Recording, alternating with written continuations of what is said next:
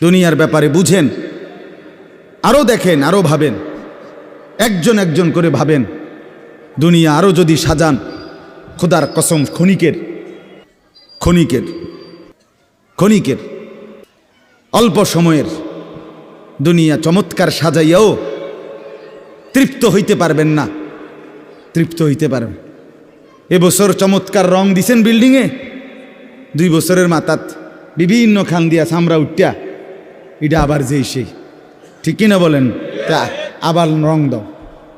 এই সোফা চমৎকার বানাইছিল, ওই যে বার্নিশ নাই, দেখেন এই যে সোফা, এটা এই যে দেখেন, কথা বলেন না, এই সোফা এটার মধ্যে আসেনি অন বার্নিশ, তো এটা আবার কি করতে হইব? তো লাভ হইল কই? দুনিয়া তো ধোকা, দুনিয়া ধোকা। এই সৌন্দর্যময় চেহারা নারী 30 বছরের ব্যবধানে উনি বুড়ি, আর কেউ ফিররা হেদিকে ফিরা সেফও হালায় না। আজ যেই যুবতী, যেই বেহায়া নারী, বেপর্দা মহিলা বাজারে বাজারে ঘুরতো, যৌবন, আরে সেটা তার সম্পদ না, তারটা হইলে তো নিজের হইলে তো সে কখনোই বুড়া হইতো না। আল্লাহ তাআলা বলছে, আমি যখন যৌবন শেষ করে দিলাম, তো এখন আর কোন পুরুষ তার দিকে ফিররা থুতুও বালায় না। দুনিয়া এক অবস্থায় থাকে না, এক হালাতে থাকে না বাপ। এজন্য ছেলেদেরকেও বলি, বাপ জিন্দেগি সুন্দর করো। তোমার এই হাসি থাকবে না, তোমার এই সুস্থ সুন্দর সুঠাম দেহ থাকবে না। আন্তরিকতা নিয়ে শুনলে, নিজের ভিতরে নেক মানসিকতা যদি থাকে, গ্রহণ করার মানসিকতা, তাহলে অল্প কথাতেও ফায়দা হয়। আর গ্রহণ করার মানসিকতা না থাকলেও 50 বছর শুনলেও গুনার অভ্যাস ছুটে না। দেখেন না, 70 বছরের বুড়া মানুষ চা দোকানে টেলিভিশন দেখে, তাহলে এত বড় বুড়ো মানুষ, মুরব্বী, উনি এখনো যদি বিড়ি খায়, সিগারেট খায়, এখনো যদি চা দোকানে টেলিভিশন দেখে, তো ওনার এই মন্দ অভ্যাস, বদ অভ্যাস কত বছর পরে ছুটবে? উনি আরো কয়শো বছর বাঁচলে গিয়া বুঝবে এটা গুনাহ। আর ওনার আর মেয়াদ আছে কি? এই জন্য বললাম, আপনি খবর নিলে দেখবেন 30 বছর মসজিদে আসা যাওয়া করে ঠিকই, কিন্তু যথাযথ আন্তরিকতা, দিলের মধ্যে আখেরাতের কোনো মানসিকতাই নাই, নিজেকে বদলানোর অনুভূতিই নাই, ফিকিরে নাই। সোজা কথা, পরকাল বলতে কিছু, এখন যা আছি তাই। এখন সুখে থাকলে সুখী দুনিয়া, এখন দুঃখে থাকলে দুঃখী। জিফুত যদি ঠিকমতো খানা খাদ্য খাওয়ায় খুশি, ঠিকমতো খানা খাদ্য নাই দুঃখী। মানে দুনিয়া পেলে খুশি, দুনিয়া না পেলে দুঃখী। লাভ লোকসান, আয় ব্যয়, হিসাব কিতাব, সুখ আনন্দ, দুঃখ বেদনা, হাসি কান্না, আবেগ অনুভূতি, সবটাই শুধুই দুনিয়াকে কেন্দ্র। এখানে কি পেলাম? এখন কি পেলাম? এখন কি পেলাম? ইনহিয়া ইল্লা হায়াতুনা দুনিয়া নামুতু ওয়া নাহইয়া। আল্লাহ তাআলা বলেন, নাফরমান আর পাপীদের জীবন কেমন হয়? কোরআনে আল্লাহ বলছেন, তাদের অবস্থা হয় এমন যে তারা বলে জীবন কেবলই দুনিয়ারটা, আর কোথাও জীবন নেই, আর কিছু নাই। নামুতু ওয়া নাহইয়া, এখানেই মরব, এখানেই বাঁচব। ওমা নাহনু বিমাবউসিন। আল্লাহ বলেন, নাফরমানদের দিলের মধ্যে এই বিশ্বাস যে আমাদেরকে পুনরায় কোথাও উঠানো হবে না। আল্লাহ যে বলছেন হাসরের ময়দানে তোমাদেরকে উঠানো হবে, সুম্মা ইন্নাকুম ইয়াউমাল কিয়ামাতি তুবআসুন। আল্লাহ তাআলা বলেন, তোমাদের প্রত্যেককে কিয়ামতের দিন হাসরের মাঠে তোলা হবে। আল্লাহ বলেন, বেঈমানের দিলে এটা থাকে না। তার কথা হলো প্রাপ্তি অপ্রাপ্তি, লাভ লোকসান, ভালো মন্দ, হাসি আনন্দ, দুনিয়া। ছেলে বিদেশ থেকে টাকা পাঠাইতেছে, খুশি। ছেলে বিদেশ থেকে টাকা টুকা ঠিকমতো দেয় না বা কামাই রোজগারি কম, জিজ্ঞাসা করবেন কেমন আছেন, কি এর বালা, আমরা আর বালা কি এর, হ্যাঁ কি সমস্যা কি তা চাচা, এ ফোলাগারে কত ঋণ ফিন কইরা সুদে টাকা নিয়া কিস্তিতে টাকা লইয়া বিদেশ পাঠাইছি, তেয়ন টাকা পয়সা পাঠায় না, আর বালা কি এর। তাহলে উনি দুঃখী কেন, টাকা নাই, আবার টাকা পাঠাইতেছে মাশাআল্লাহ, পান খাওয়ার স্টাইলই আলাদা, চা খানার ঢঙে আলাদা, কথাবার্তার স্টাইলই ভিন্ন। কেমন আছেন, আসি আল্লাহর রহমতে, আপনাকে দোয়ায় 10 জনের দোয়ায় আল্লাহ ভালোই রাখছে। কেমনে ভালো, এতে আল্লাহর রহমতে টাকা পাঠায়, আমরা তার মা আমি আমরা মিল্লা খাইয়া পইরা ভালো আছি।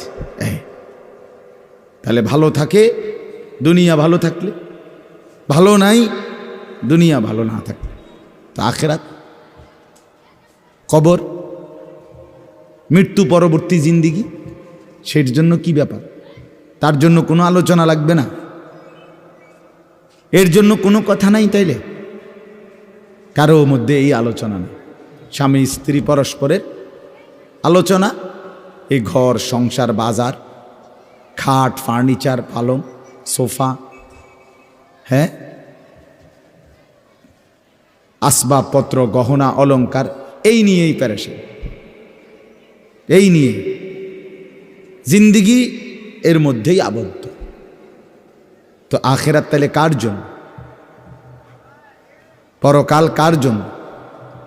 আমরা মুসলমান, আমরাই যদি পরকাল না চিনি না বুঝি, আমাদের উচ্চারণে আমাদের অনুভূতিতে আমাদের আচরণে আমাদের কথাবার্তা উঠা বসার মধ্যেই যদি পরকালের কোনো নমুনা দেখা না যায়, তো হিন্দু বৌদ্ধদের মধ্যেই দেখা যাবে। কথা উত্তর দেন।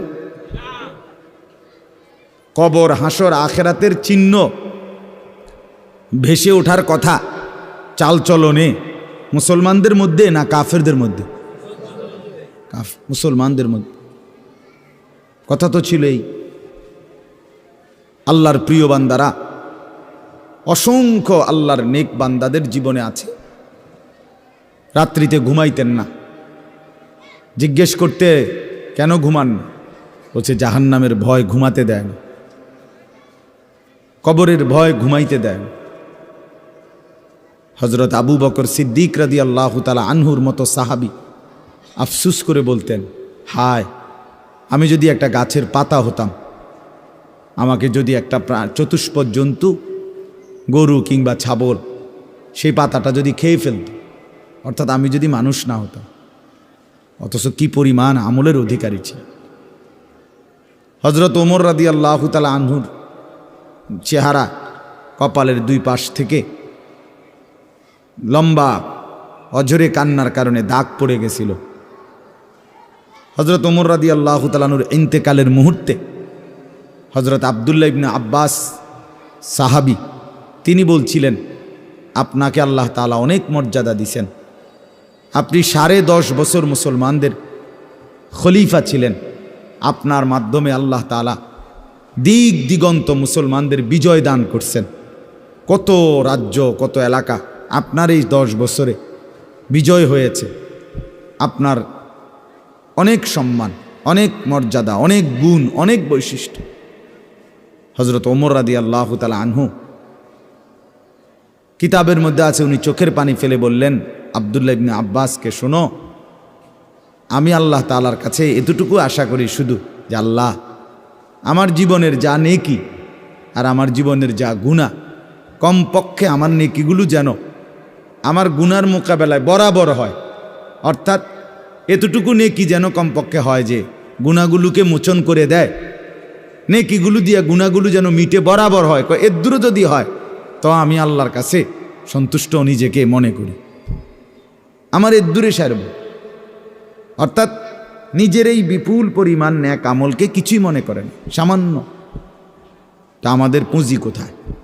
আমাদের এই শুক্রবারের শুধু সপ্তাহে একদিনের জুমার নামাজ, এটাই আমাদেরকে জান্নাত এনে দিবে, ঠিক না? হ্যাঁ, মাঝে মধ্যে গরিব দুঃখীকে 2 টাকা 5 টাকা দিলে এতে আমাদের বেহেশত চলে আসবে, ঠিক না? তো বলেন, এজন্য বললাম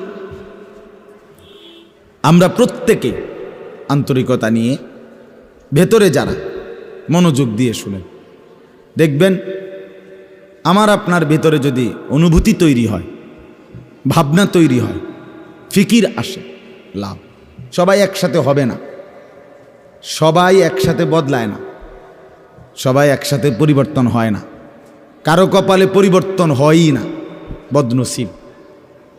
কারো সময়ের ব্যবধান হয়। আমাদের প্রিয় নবী সাল্লাল্লাহু আলাইহি সাল্লামের কাছে যারা সাহাবী হয়েছেন, কালেমা পড়ছেন, তারা প্রত্যেকেই প্রথম দিনেই তো সবাই কালেমা পড়ছেন, ঠিক না?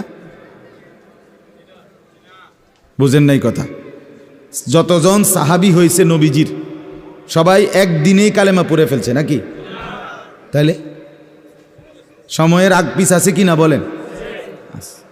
কেউ প্রথম দিন কালেমা পড়ছে, কেউ 21 বছর পরে কালেমা পড়ছে, কেউ 22 বছর পরে কালেমা পড়ছে। তো যিনি 23 বছরের মাথায় কালেমা পড়ছে তিনিও কামিয়াব, যিনি প্রথম দিন কালেমা পড়ছে তিনিও কামিয়াব, সৌভাগ্যবান। এজন্য বুঝ আসবে, এর মধ্যে আকপিস হবে। সবাই একই দিনে জোনায়েদ বাগদাদি হবে না, সবাই একদিনে বাইজিদ বোস্তামি হবে না, সবাই একদিনে রাবেয়া বসরি হবে না, সময়ের ব্যবধান হবে, আকপিস হবে। এবং কারো কপালে হেদায়েত জুটবেই না। ইন্নাকা লা তাহদি মান আহবাবতা। আল্লাহ তাআলা আমাদের নবী সাল্লাল্লাহু আলাইহি সাল্লামকে বলছেন, আপনি খুব চাইলে, ভালোবাসলে আপনি নিজে কাউকে হেদায়েত দিতে পারবেন না, সেখানে আমি কে? কথা বলেন না। সেখানে আমাদের কোনো পাত্তা আসেনি কোনো। খুদ রসুলকে আল্লাহ বলছে, হে নবী আপনি চাইলে হবে না, আমি চাইতে হবে। ওয়ালাকিন্নাল্লাহ ইয়াহদি মান ইয়াশা, বরং আমি আল্লাহ যাকে চাই আমি তাকে হেদায়েত দান করি। তাহলে মূলত হেদায়েত দেয় কে? ফয়সালা কার হাতে? আমার বলা আপনার শোনা কোনোটাই মূল বিষয় না। মূল বিষয় হলো এটা একটা উসিলা ধরা, কিন্তু মূল ফয়সালা কার হাতে? ওয়ালাউলা ফাদলুল্লাহি আলাইকুম ওয়া রাহমাতু মাজ। এই বেটা মোবাইল না ধরতে মানা করছি, সুন্দর করে বললে হয় না। অনেকের খাসিয়ত এতটাই যে ধমক না দিলে, কথা বুঝছেন না, এটা তার একটা তবিয়ত হয়ে গেছে। না আমারে এমনি করলে আমি বুঝতাম না, আমার ধমকাই তুই। বদ অভ্যাস মানে জিন্দিগির একটা মিনিট লজ্জা শরম কিচ্ছুর কোনো ধার ধারে না। ছেলেরা মোবাইল ছাড়া 1 মিনিট থাকতে রাজি না। এবারে মা দেখুক, নাহলে বাফে দেখুক, নাহলে হুজুর দেখুক, নাহলে একবারে আব্দুল কাদের জিলানি দেখুক, আমার এতে কোনো অসুবিধা নেই। আমার দরকার মোবাইল। মোবাইল আছে, আমি আছি, খালাস। আমার জিন্দিগির এবার ইজ্জত থাক বা না থাক, আমার চরিত্র থাকুক বা না থাকুক, আমার আল্লাহ খোদা আখেরাত পরকাল কিচ্ছু না থাকুক, আমার মোবাইল আছে, খালাস, আমার জিন্দিগি সার্থক।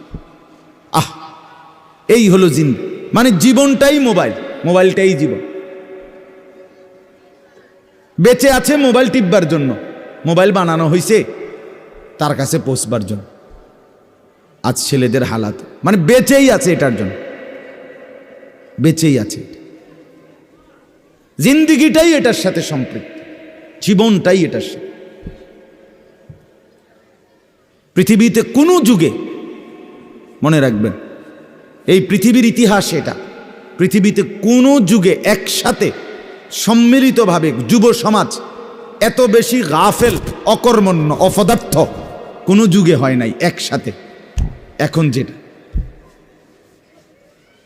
আগে একটা সমাজে, একটা এলাকায় বখাটে দুশ্চরিত্র একজন ছিল, দুইজন ছিল, চিহ্নিত, কথা বোঝেন নাই, চিহ্নিত হয়, তারে মানুষের চিনত, তে সুর। গ্রামে চুক্তি হয়তো একজন, তে একটু খারাপ, তার লগে মিশ্র না। কিন্তু এখন ভদ্রঘরের ছেলে, স্বাভাবিক ঘর থেকে বের হইছে মুসলমানের ছেলে, দিনের পর দিন, রাতের পর রাত এক ওয়াক্ত নামাজ পড়ে না। এতে মা বাবারও কোনো আফসোস নাই, এলাকাবাসীরও কোনো আফসোস নাই, পাড়া মহল্লার সর্দার মাতব্বর কারো কোনো আফসোস নাই, কারো মুখে এই নিয়ে কোনো আলোচনা নাই যে কি আমগো এলাকার যে ফোলাফাইন্ডি এগুলা যে কোনো নামাজই পড়ে না, আমগোর সামনে দুষ্টামি করে, হাঁটাহাঁটি করে, আমরা কি এটা বলতে পারি না?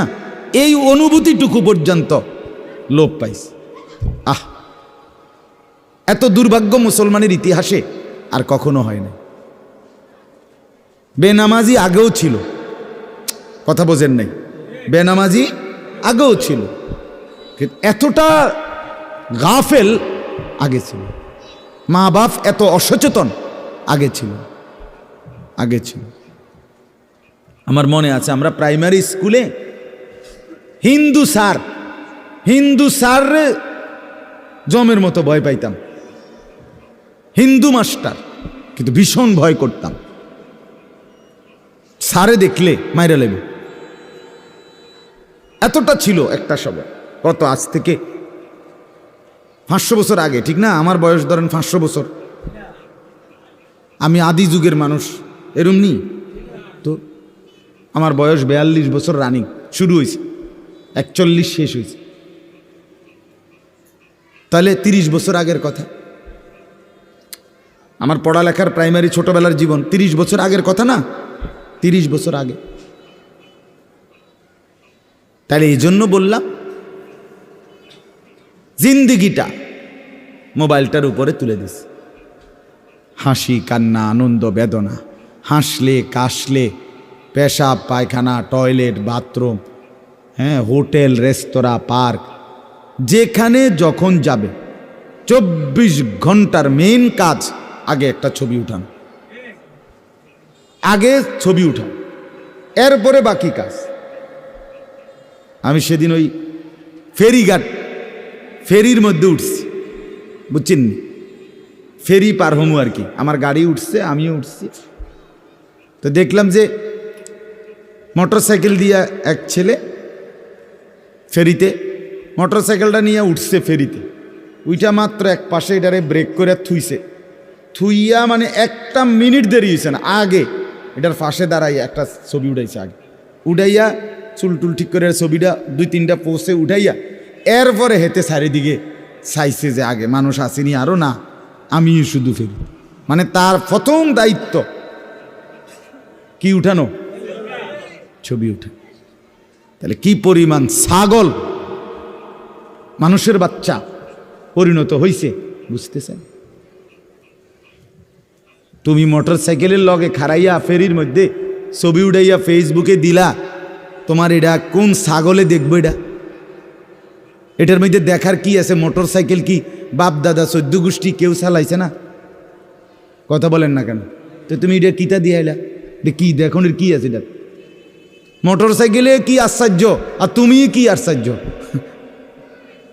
কথা বলে এমন যদি হইতো যে আমি চাঁদের দেশে গিয়ে মাত্র মোটরসাইকেলটা থুইয়া এখন চাঁদের দেশের থেকে একটা কি দিছি, মাশাআল্লাহ ভালো কথা, তো বেড়া চাঁদের দেশে মোটরসাইকেল চালায়, এটা একটা বিশেষ কিছু হইতে পারে। কিন্তু এনতে রোডেতে চালাইয়া গিয়া ফেরি উঠছে, এটার মধ্যে আশ্চর্যের কি আছে? মানে রুচির দুর্ভিক্ষ, রুচিহীনতা, মন মানসিকতা একদম নিচে নেমে গেছে, একদম অনুভূতি বিবেক লোপ পেয়ে গেছে, মা বোনদের বেহায়াপনা চূড়ান্ত সীমায় নেমে গেছে।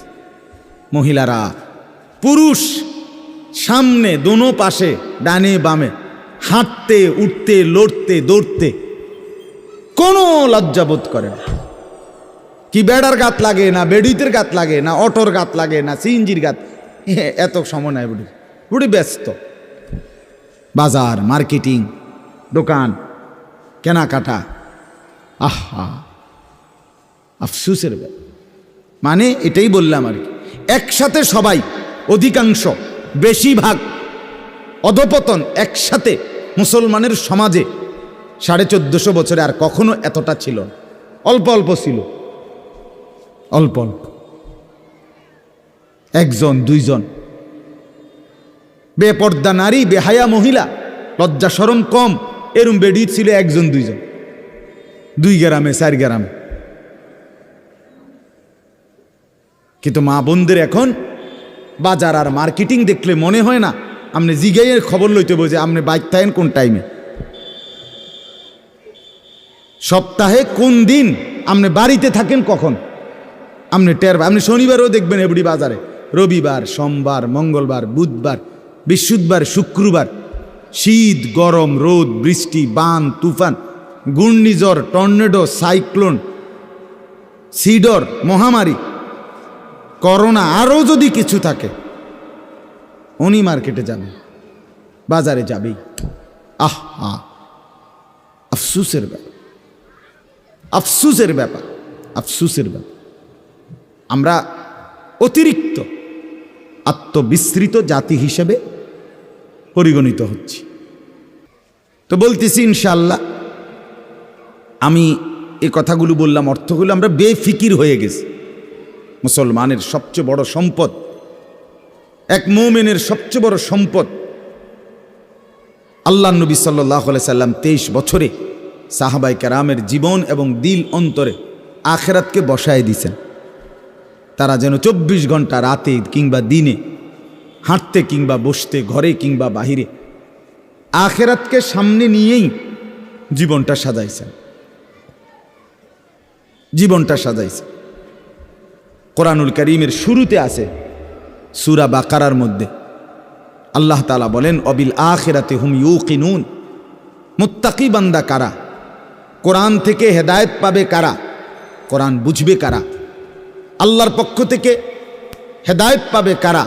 আল্লাহ বলেন এই গুণ যাদের, তাদের মধ্যে একটা হলো যারা আখিরাতের ব্যাপারে ইয়াকিন রাখে। ইয়াকিন শুধু বিশ্বাস না, বিশ্বাসটা একদম দিলের মধ্যে ইয়াকিন। আগুন জ্বালাইয়া ফেলে, এটা শুধু আমাদের ধারণা না, এটা আমাদের ইয়াকিন। ঠিক কিনা বলেন না? পানি ডুবাইয়া ফেলে, এটা আমরা শুধু ধারণা করছি না, বিষয়টা আমাদের এটার মধ্যে দিলের মধ্যে কি আছে? ইয়াকিন আছে। বরফের মধ্যে ঠান্ডা লাগে, এটা আমাদের ধারণা না, এটা আমাদের কি? ইয়াকিন। তার চাইতে বেশি ইয়াকিন আল্লাহ বলে যার অন্তরের মধ্যে আখিরাতের ব্যাপারে, সে মুত্তাকি, সে আমি আল্লাহর পক্ষ থেকে হেদায়েত প্রাপ্ত, সেই সফল, সেই জান্নাতি। ইয়াকিন পর্যায়ে থাকতে হবে। মানে 1 সেকেন্ড আমি যদি দুঃখে পড়তে পড়তে পড়তে জীবনের কোনো চাওয়া পাওয়া পূরণ নাও হয়, কিচ্ছু জীবনের আশা, কত সময় কত কিছু চাইছি, কিছুই পূর্ণ হইল না, খোদার কসম তবুও বিশ্বাস করতে হবে আল্লাহই সত্য, আখিরাতই সত্য। আবার পেতে পেতে আমি যদি গোটা দুনিয়াও পেয়ে যাই, তবুও আমাকে বিশ্বাস করতে হবে এটা স্থায়ী না, এটা কিছুক্ষণের, আমার আল্লাহই সত্য, আখিরাতই সত্য। যার কারণে সাহাবায়ে কেরামের মধ্যে যারা প্রচণ্ড গরিব ছিলেন, ওনারাও শতভাগ বন্দিগি করছেন। সাহাবায়ে কেরামের মধ্যে যারা ভীষণ ধনী ছিলেন, তারাও শতভাগ বন্দিগি করছে। হযরত ওসমান রাদিয়াল্লাহু তাআলা আনহু ধনী ছিলেন। হযরত আব্দুর রহমান ইবনে আউফ রাদিয়াল্লাহু তাআলা আনহু অনেক বড় ধনী ছিলেন। 100 উট ওই জামানায়, নবীজির জামানায়, নবীজির ইন্তেকালের পরে এক সালানে 100 উট বোঝাই মাল হযরত আব্দুর রহমান ইবনে আউফের মদিনার বাজারে সালান ঢুকতো, পাইকারি মাল আসতো 100 উটে করে। সেই যুগে, আজ থেকে 1300 বছর 1400 বছর আগে, আপনি বলেন তো কি পরিমাণ ধনী ছিলেন তিনি। একদিন শুধু হযরত আয়েশা রাদিয়াল্লাহু তাআলা আনহা, নবীজির স্ত্রী, বলছিলেন, আব্দুর রহমান, তোমার এই বিপুল মাল, এগুলার হিসাব দিতে দিতে তুমি তো হাসরের ময়দানে ফুলসেরাত পার হতে গিয়া তোমার কোমর বাঁকা হয়ে যাবে। আমরা কিতাবে পড়ছি সাহাবী আব্দুর রহমান ইবনে আউফ, ওনার উট 100 উটের মাল মদিনার বাজারে পাইকারি চালান নামাইতেছিল। তখন উনি এই সময় শুনছে এই কথাটা, ওনার কানে আসছে। সাথে সাথে সবাইকে ডেকে বলছে, ব্যবসায়ীদেরকে, বাজারের লোকদেরকে, তোমরা সবাই সাক্ষী থাকো। আমি আব্দুর রহমান আল্লাহকে কসম করে সাক্ষী রেখে বললাম, এই 100 উট বোঝাই মাল সহ আমি আল্লাহর রাস্তায় সদকা করে দিলাম। বিনিময়ে তবুও আমি কেয়ামতের দিন আখিরাতে ফুলসেরাত বাঁকা হইয়ে পার হইতে চাই না, সোজা হইয়া পার হইতে চাই। আখিরাত হারাইতে চাই না, পরকাল হারাইতে চাই না। দুনিয়া হারাইয়ে ফেললাম, দুনিয়া হারিয়ে ফেললাম। দুনিয়ায় কোনো লস নাই, কারণ দুনিয়া পুরাটাই লস। আলগা লস আবার কিতা? কথা বুঝেন নাই আপনি? দুনিয়া পুরাটাই কি লস, আলগা লস কিতা? বিশ্বাস করে 500 টাকা জাগাত লস খাইলাম না রে মিয়া, দুনিয়া পুরাটাই লস। সোফা এটা পুরাটাই লস, কারণ এটা কোনো আখরাতে যাবে না। কথা বলেন না কেন? এই দামি বিল্ডিং এটা পুরাটাই লস, এটা যাবে না, এটা যাবে না। কিন্তু সেজদা পুরাটাই লাভ। এটা একটা সেজদা দুনিয়াতেও কল্যাণ আনবে, আখিরাতেও জান্নাত আনবে। এটা লাভই লাভ, এটা লাভই লাভ। এজন্য সবাইকে বললাম, শুনেন সবাই, কিন্তু সবাই বদলায় না কা, এটা আপনার ভাবার দরকার। আপনি বদলাবেন কিনা সেটা ভাবার দরকার। সবাই লইয়া চিন্তা করলে একসাথে, যে যেদিন আমরা গ্রামের সবাই ভালো হবে, নামাজি হবে, সেদিন থেকে আমিও পড়মু, তাইলে হইতো না। আপনি জীবনও পারতেন, তাইলে পারতেন না। আপনি আগায় যাইতে হবে আলাদা, অন্যকে ডাকতে হবে আল্লাহর দিকে, কিন্তু নিজেকে বাদ দেওয়া যাবে না। নিজের জীবন গঠন করতেই হবে, নিজের জীবন। আমি আপনাদের সবাইকে বললাম এশার নামাজ পড়েন। এখন সবাই পড়লো না দেখে বুঝি আমি পড়তাম না। কথা বলেন না কেন? সবাই পড়ছে না দেখা আমিও পড়তাম না, এটা কথা? এটা কোনো যুক্তির কথা হলেও নি কথা বলে। এই জন্য বললাম এটা গুরুত্বপূর্ণ। আমরা এটা বুঝি কম। আমরা শয়তানে বুঝাই দিছে, ইবলিসে, যে বলবি কি করমু, গ্রামের সবাই এটা কয়, 10-এর এটা মানুষের, এইটা এই মানুষের উপরে বলে, সবাই বলছে। সবাই বললে কি হয়েছে? তাই বলে আপনি, সবাই বলছে পানির ঝাঁপ দিতে, এজন্য আপনি পানিতে ঝাঁপ দিবেন? সবাই বলছে আগুনে পড়তে, এজন্য আপনি আগুনে পড়ে যাবেন? কোনো বাস যদি অ্যাক্সিডেন্ট হয়, 50 জন যাত্রীর মধ্যে যদি 49 জনও মারা যায়, আর একজন লোক যদি বুঝে সে বাঁচতে পারবে, বের হইতে পারবে, এই কারণে সে যে না 49 জন মরে গেছে, যেহেতু আমার আর বাচ্চা লাভ কি, আমিও মরে যাই, এটা নিয়ে কই বসে? সে কি একা হলেও বাঁচতে চাইবে না? তাহলে আপনি জাহান্নাম থেকে বাঁচতে চাইবেন না কেন?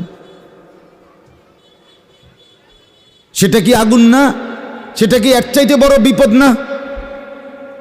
তো এই জন্য কোরআনুল কারীমে আল্লাহ তাআলা বলছেন, প্রথমে সবার কথা বলার আগে বাই সিরিয়াল নবীজিকে, ইমানদারদেরকে সবার কথা বলছে, কিন্তু সবার আগে বলছে কু আনফুসাকুম।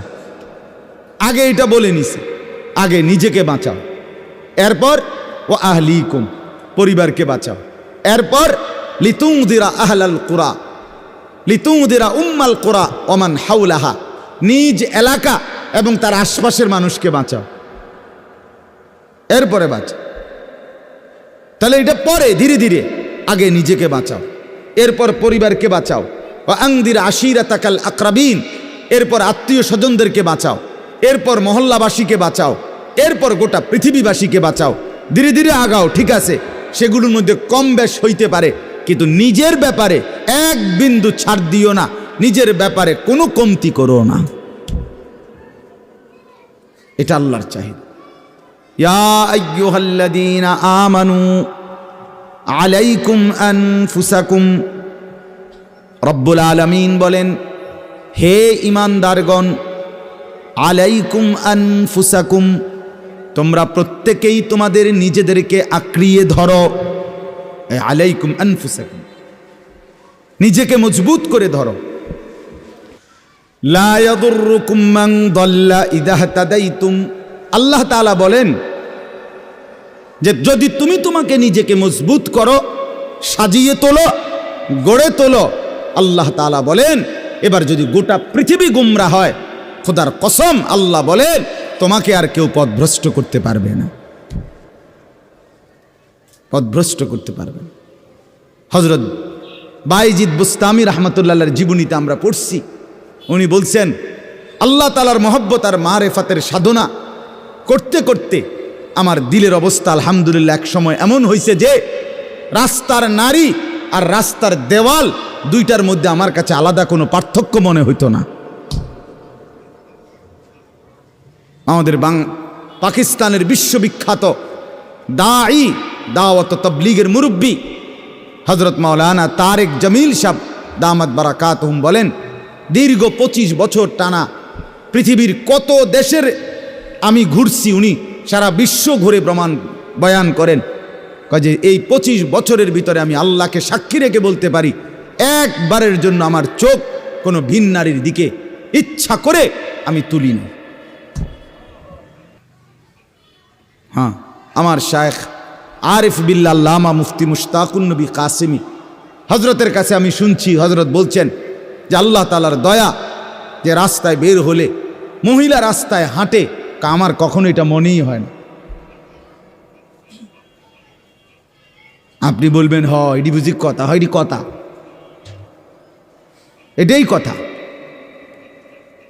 এটাই কথা। আপনি বলবেন এটা বুঝি সম্ভব না, আপনি নিজের ব্যাপারে নাফরমানি করে নিজেরে নষ্ট করে ফেলছেন বইলা এখন সম্ভবটা আপনার কাছে বুঝে আসতেছে, তাহলে এটাই সম্ভব, এটাই সম্ভব। হযরত ইব্রাহিম আলাইহিস সালাম বলছিলেন সারা দুনিয়াও যদি নিজের এলাকাবাসীকে, কওমকে, নমরুদকে, সবাইকে বলছে হে আমার জাতি, তোমরা যদি প্রত্যেকেই একটা একটা মূর্তি সাথে করে বগলের তলে আইনা আমার সামনে স্তূপ দাও, তাহলে এই লক্ষ মূর্তিও যদি আমার সামনে আইনা থও আর এটার উর্ফে যদি আমারে দাঁড় করাও স্তূপের উপরে, হযরত ইব্রাহিম বলছিলেন খোদার কসম আমি সেই মূর্তির স্তূপের উপরে দাঁড়িয়েও বলবো লা ইলাহা ইল্লাল্লাহ, লা ইলাহা, আল্লাহ ছাড়ার কোনো ইলাহ নেই, আমি আমার আল্লাহকেই ডাকব। আমরা কিতাবে পড়ছি রাসূলুল্লাহ সাল্লাল্লাহু আলাইহি সাল্লামের একজন নওজোয়ান যুবক সাহাবীকে খ্রিস্টান যুদ্ধে খ্রিস্টান সৈন্যরা বন্দী করছিলেন। খ্রিস্টান সেনাপতি এতটা সুন্দর ছিলেন, উনি নিজের মেয়েকে বিয়ে দেওয়ার জন্য খ্রিস্টান সেনাপতি ওই যুবক সাহাবীকে প্রস্তাব দিছিলেন, তুমি আমার ইসলাম ছেড়ে খ্রিস্টান ধর্ম গ্রহণ করো, আমার সুন্দরী রূপসী কন্যা তোমাকে বিয়ে দেব। তিনি বলছেন আল্লাহর কসম আমি তো গোটা পৃথিবী ত্যাগ করতে পারি কিন্তু ঈমান ছাড়তে পারি না। তখন বন্দি করে রাখছে নিজের রূপসী মেয়েকে 3 দিন আবদ্ধ ঘরে। ওই সেনাপতি নিজের মেয়েকে বলছে তুই তার সাথে একাকী থাক 3 দিন, যে কোনো মূল্যে তুই তাকে অপকর্ম করতে চেষ্টা কর। 3 দিন পরে সেই মেয়ে ওই আবদ্ধ ঘর থেকে বের হয়ে বলছিল বাবা ইন্নাহু হাজারুন আম শাজারুন, আল্লাহর কসম বাবা আমার মনে হয় যে এই লোকটা এটা হয় পাথর নয়তো কোনো গাছ। লা ইয়ালতাফিতু ইলাইয়া মাররাতান, সে তো আমার দিকে একবারের জন্য এক নজর ফিরেও তাকায় না। মানুষের কোনো অনুভূতি তো নাই মনে হয় তার মধ্যে। কেউ যখন নিজেকে গঠন করে গোটা পৃথিবী নাচলেও তার আর অসুবিধা হয়। আলহামদুলিল্লাহ আমরা যারা মাদ্রাসায় পড়ছি আমরা এটা দিল থেকে বলতে পারি, আমরা যারা মাদ্রাসায় পড়ছি ছোট্টবেলা থেকে, আজকের এই পৃথিবী পোশাকে, কাপড়ে, লেবাসে, ডিজাইনে, রঙে, ঢঙ্গে আরও যদি মনে করে ফ্যাশনেবল, আরও বলে আধুনিক হয়ে গেছে, আল্লাহর কসম আমরা এই সমস্ত আধুনিকতার সামনে দাঁড়িয়ে আমাদের এই পাঞ্জাবি, টুপি, দাড়িওয়ালা পোশাককেই সর্বশ্রেষ্ঠ সুন্দর মনে করি। আমরা মনে করি দাড়িবিহীন চেহারা সুন্দর নয়, আমরা মনে করি এই বখাটে চুল, সেলুনের চতুর্দিকের যে কাটিং, এগুলো কোনো চুলও না, চুলের জাতও না, এটি কোনো মানুষের বাচ্চার চুল না, কোনো মানুষের সাওয়ার চুল না, এগুলো কোনো সুস্থ স্বাভাবিক মাতাল হয় নাই, পাগল হয় নাই, স্বাভাবিক কোনো মানুষের চুল এত বিকৃত কালারের হইতে পারে না, ডিজাইনের হইতে পারে না। আর সে তো মুসলমান, মুসলমানের চুল এমন হবে কেন? ইয়াহুদিরটা হইতে পারে, সেটা তাদের ব্যাপার, খ্রিস্টান হতে পারে তার ব্যাপার, হিন্দুর হইতে পারে সেটা তার ব্যাপার, কিন্তু আমার মুসলমান, আমার যুবকের চুল এমন হবে কেন? মূল কথা হইল আত্মমর্যাদাহীন, বেগায়রত, আত্মসম্মান বোধ নাই, নিজের পরিচিতি নিজের কাছে নাই, নিজেই নিজেকে চেনে না। সে কার সন্তান, মা কে, বাবা কে, ধর্ম কি, তার আল্লাহ কে, তারে বানিয়েছেন কে, তাকে কাকে মানা উচিত, কাকে অনুসরণ করা উচিত। আজকে টেলিভিশনের অব্যাহত প্রচারণা, দুশ্মনের অব্যাহত টানা লাগাতার প্রচারণা আমাদের নারী পুরুষকে বেসামাল বানায়।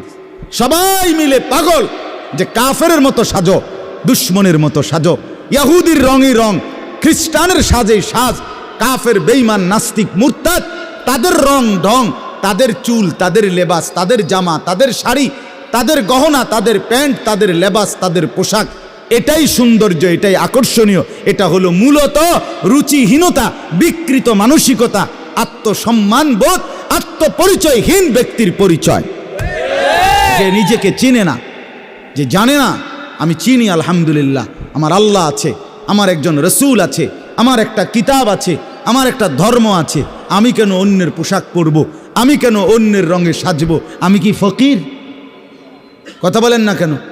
আমি ফকির নাকি বেটা? আমি তোরটা মতো মানবো কেন? আমার আল্লাহ আছে না, আমার রসুল আছে না, আমার লক্ষ চাইতে বেশি সাহাবী আছে না, আমার আউলিয়ায়ে কেরাম আছে না, ওলামায়ে কেরাম আছে না। তাইলে এজন্য দয়া করে প্রত্যেকেই ফিকির করেন, আত্ম উপলব্ধি বড় নিয়ামত, বড় নিয়ামত। নিজেকে চিনা, নিজের বুঝ বুঝা, দুনিয়ার ব্যাপারে বুঝেন, আরও দেখেন, আরও ভাবেন, একজন একজন করে ভাবেন।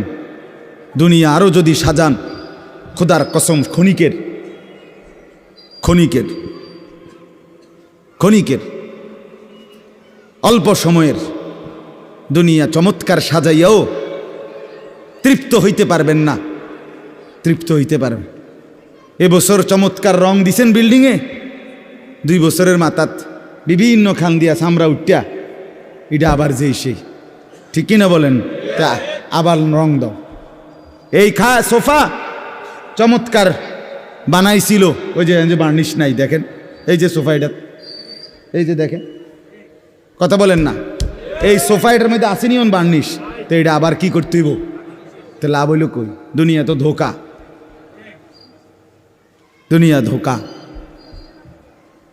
এই সৌন্দর্যময় চেহারা নারী, 30 বছরের ব্যবধানে উনি বুড়ি, আর কেউ ফিররা সেদিকে ফিরা সেফও হালায় না। আজ যেই যুবতী, যেই বেহায়া নারী, বেপর্দা মহিলা বাজারে বাজারে ঘুরতো, যৌবন, আরে সেটা তার সম্পদ না, তারটা হইলে তো, নিজের হইলে তো সে কখনোই বুড়া হইতো না। আল্লাহ তাআলা বলছে, আমি যখন যৌবন শেষ করে দিলাম, তো এখন আর কোন পুরুষ তার দিকে ফিররা থুতুও বালায় না।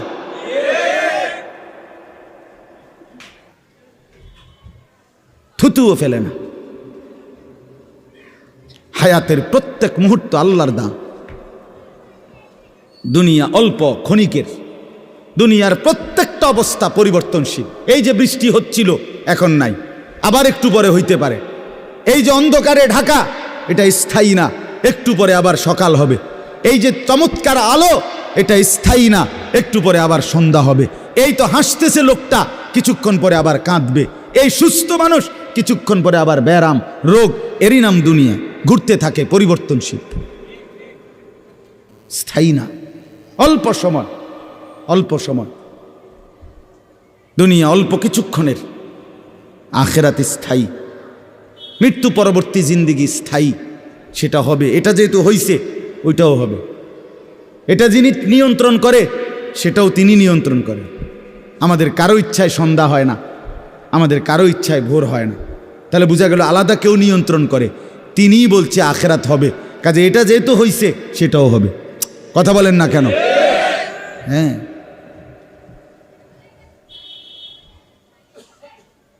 বলে বাসর রাত যত আকর্ষণীয় রাতই হোক ভোর হয়ে যায়, জেলখানার রাত, ফাঁসির রাত যত মুসিবতেরই হোক ভোর হয়ে যায়।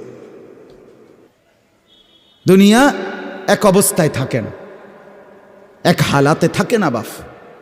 এজন্য ছেলেদেরকেও বলি বাপ, জিন্দিগি সুন্দর করো। তোমার এই হাসি থাকবে না, তোমার এই সুস্থ সুন্দর সুঠাম দেহ থাকবে না। আমি কালকেও আমার শায়েখ আরিফ বিল্লাহ হাকিমুন নাফস আল্লামা মুফতি মুশতাকুন নবী কাসিম হুজুর গতকালকে পাবনা গেছেন। তো আমি এর আগে আমি গেছি, হুজুরকে বলছিলাম, আমি আপনার মাহফিলেও বলছি, আমি পাবনা মানসিক হাসপাতালে এই গত মাসে দেখতে গেছিলাম, দেখছিলাম বয়ানের পরে। ওই যে বাংলাদেশের সবচেয়ে বড় মেন্টাল হসপিটাল যেটা পাবনা না, এটা ওটা আমি দেখছি ভিতরে ঢুকা। আসর থেকে মাগরিব লম্বা টাইম ওয়ার্ডে ঘুরে ঘুরে আমারে দেখাইছে। তা আমি যদি 500 পাগল দেখে থাকি, তার মধ্যে 490 জন হইল জোয়ান। 490 না, 495 জন হইল যুবক। বুড়া দেখছি না 2 জন বা 3 জন। বুঝছেন? সব যুবক। হ্যাঁ, এজন্য বাপ যে মাদকাসক্ত পুনর্বাসন কেন্দ্র, যেগুলোর মধ্যে ড্রাগে যারা মাদকে আসক্ত হয়, যাদেরকে চিকিৎসা দেয়, এগুলোর মধ্যে ঘুরে দেখে আসো। সব কি 90 বছরের বুড়া? কথা বলেন না কেন? সব যুবক, সব যুবক। যেখানে সবচেয়ে অত্যাধুনিক বাড়ি, দালান, বিল্ডিং বেশি, সবচেয়ে সম্পদশালী বেশি, আপনি সেরকম প্রত্যেকটা শহরে প্রতিটা জায়গায় দেখবেন ওই জায়গায় সবচেয়ে দামি ভিআইপি এলাকা যেখানে, ওইখানে মাদকাসক্ত পুনর্বাসন কেন্দ্র বেশি। আমি নিজে দেখে আইছি। আমাদের কুমিল্লাতেও সবচেয়ে গুরুত্বপূর্ণ, সবচেয়ে বেশি এলিটরা যে জায়গায় থাকে, আমি নিজে ওইখানে বয়ানে যতবারই গেছি, যে দিক দিয়ে তাকাই দেখি মাদকাসক্ত পুনর্বাসন কেন্দ্র বেশি। ধনির দুলাল, সোনার চামচ মুখে দিয়ে যে জন্ম নিছে, রাজপ্রাসাদ আর অট্টালিকায় যে চোখ মেলছে, আহা, সম্পদ আর প্রাচুর্য কিছুরই অভাব ছিল না, কিন্তু আখলাক আর চরিত্র নষ্ট করে, মদে আসক্ত হয়ে, নেশায় আসক্ত হয়ে জিন্দিগি শেষ করে দিস, শেষ করে দিস। রাসূলুল্লাহ সাল্লাল্লাহু আলাইহি সাল্লাম বলছেন, মান শারিবাল খামর, যে মদ খায়, নেশা করে, তার 1 নম্বর লানত হইল তারাকাস সালাহ, সে নামাজ ছেড়ে দেয়। 2 নম্বর লানত জঘন্য, নবীজি বলছে, আহা, বলতেও লজ্জা, নবীজি বলছে মাদকাসক্ত যে, তার পরিণতি হলো সে খুব দ্রুত গতিতে, অচিরেই, অল্প সময়ের ভেতরেই সে সবচেয়ে ঘনিষ্ঠ আপনজন, তাদের সাথে আপনজন নারী, তাদের সাথে জিনা আর ব্যভিচার করতে উদ্যত হয়। সে আপনজনের গায়ে ছোবল দেয়। হ্যাঁ,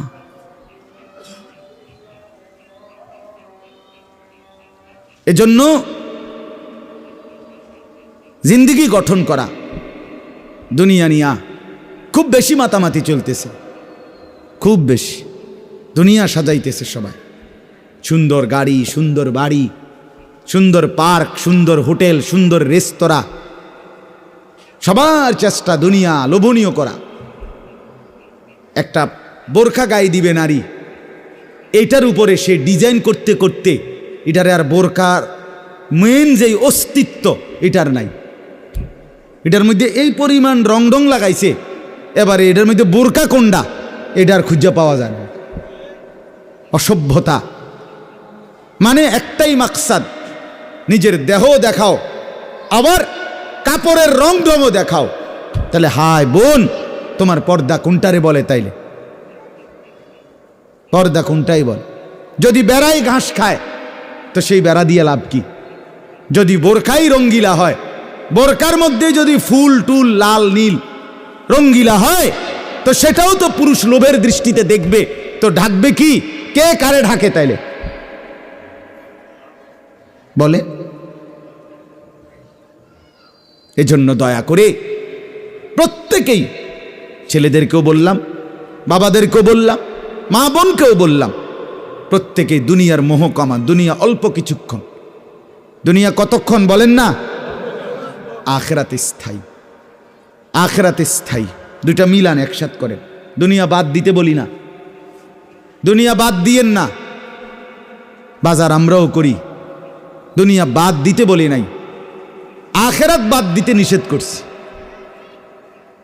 দুনিয়া বা অনেক মানুষের কইলে কয় হ্যাঁ তাইলে কি এ হুজুর্গ কথা দইরা বাজার সদাই আয় রোজগার ইনকাম সব থুইয়া আল্লাহ বিল্লাহ করতে বললো নাকি? আমনের এটা আমরা কইছিনি কোনোদিন, তাহলে আপনি এই ফাজিলি কথা বললেন কেন বলেন? আখিরাত মানে কি? জঙ্গলে চলে যাওয়া। আখিরাত মানে কি? সুন্দরবনে চলে যাওয়া। আখিরাত মানে কি? পাহাড়ের উপরে উঠে যাওয়া। তো তাইলে আপনারা বাদ দিতে বলছে কে? স্ত্রী, পুত্র, পরিজন, ছেলে মেয়ে, বাজার, ব্যবসা সবই আছে, কিন্তু সাথে আল্লাহকে রাখেন, আখিরাতকে রাখেন, পরকালকে রাখেন, বাজারও করেন, নামাজও পড়েন। কথা বলেন না? হাসি আনন্দ মজাকও করেন, আল্লাহকে সেজদাও করেন। স্বামী স্ত্রী সংসার করেন, আল্লাহকে সেজদাও করেন। রাসূলুল্লাহ সাল্লাল্লাহু আলাইহি সাল্লাম তার একসাথে 9 জন স্ত্রী ছিল, 9 জন বিবি ছিলেন আল্লাহ পাকের অনুমতিতে একসাথে। তো তিনি প্রতি রাত্রে পৃথক পৃথক সিরিয়াল করা রুটিন মাফিক স্ত্রীদের কাছে রাত থাকতেন। কিছুটা সময় স্ত্রীকে সময় দিতেন, বাকিটা সময় তাহাজ্জুদের নামাজে আল্লাহ তাআলার জন্য সারা রাত দাঁড়িয়ে থাকতেন। দাঁড়িয়ে থাকতেন। নবী সাল্লাল্লাহু আলাইহি সাল্লাম কি আহার করে নাই? নবী সাল্লাল্লাহু আলাইহি ওয়াসাল্লাম কি সংসার করে নাই? নবী সাল্লাল্লাহু আলাইহি সাল্লামের কি সন্তান ছিল না? কথা বলেন না কেন? নবী সাল্লাল্লাহু আলাইহি ওয়াসাল্লামের খায়বারের মধ্যে নবীজির নিজের খেজুরের বাগান ছিল। রাসূলুল্লাহ সাল্লাল্লাহু আলাইহি ওয়াসাল্লামের শস্য আপনার খেজুরের বাগান ছিল। তাইলে আল্লাহর নবী সাল্লাল্লাহু আলাইহি সাল্লাম দুনিয়া বাদ দেন নাই। সাহাবায়ে কেরামের অসংখ্য সাহাবী তারা বাজার করতেন, ব্যবসা করতেন, তরি তরকারির চাষাবাদ করতেন, খেজুরের বাগান করতেন, আঙ্গুরের বাগান করতেন, তাই তারপরে আখিরাতের বন্দিগিও করতেন। এটাকে বাদ দিতে বলছে কেউ আপনাকে? আমরা বললেই উল্টা কথা কয়, উল্টা মাইতো না চাই। হুজুরের এত কথা ধরলে আর চলন যাইতো না। আর না আমনে একটা চলিন হইয়া গেছেন, আর আমরা হইতে রয়েছি সবাই। আমনে গেল ভাত খান, আমরা 3 বেলা চিরা খাই ভিজাইয়া। এজন্য দয়া করে আখিরাত বাদ দিয়েন না, আখিরাতকে মিলান।